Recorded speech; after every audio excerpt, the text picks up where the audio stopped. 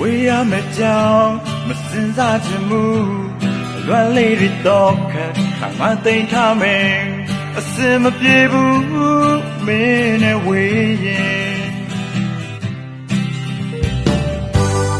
မင်းမျက်နှာလေးစိမ့်စိမ့်ထိုင်ငင်းစနေရပြတ်ကြောကဒုက္ခိစမဲနာဂခီဆုံးထီ